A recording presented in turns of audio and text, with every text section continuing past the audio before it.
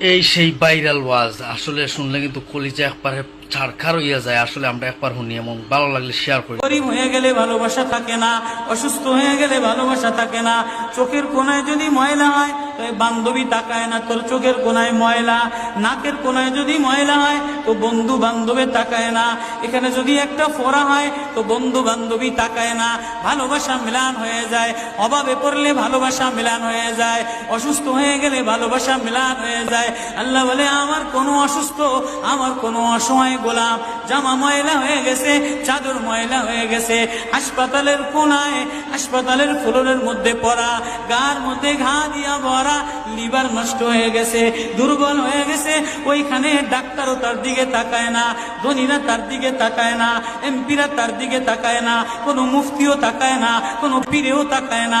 পীরেও গরিব মানুষের দিকে তাকায় না, পীরেও বড় বড় পোটলা মশার দিকে